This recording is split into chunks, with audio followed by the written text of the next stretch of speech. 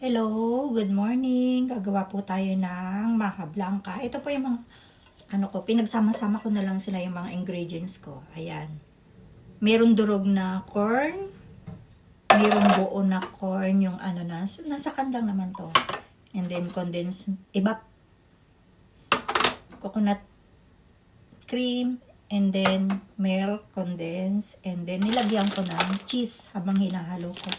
And then flour. Hindi ko na pinakita sa inyo kung paano. Lalahok-lahok naman to. Sama-sama na lang sila sa isang pot. Dito sa halu-haluin mo lang sila. And then, hanggang sa... Tikman nyo na lang kung ayaw nyo ng mas matamis. Kasi ako ayaw ko ng gaanong matamis para makain ng anak ko. Hindi sila mahilig sa masyadong matamis. Mas masarap yung durog, may durog para malasa yung pagkamahan niya, yung mais. I-try nyo mamaya yung result. Guys, nahalo ko na siya.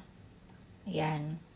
Dinurog ko kasi yung nasa na yung durog, yung mais na yung durog na durog. Kasi malamig dito, nagbububo siya. Ayan, ilalagay ko na, lulutuin ko na to. Guys, ayan na po yung aking nagawa.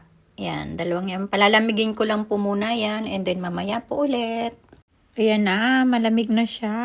Kanina tinikman ko pero mainit-init pa. Ito na yun siya yung malamig na talaga. Nakita nyo guys. Creamy. Kasi yung pagkagawa ko, nilagyan. Pero itong mga buo-buo na corn na to, iba pa yan. Nilagyan ko pa rin siya na durog na parang binlender na corn. Para mas malasa. Okay.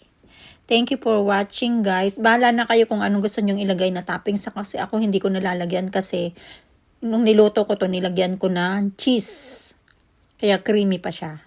Always thank you for watching. Bye.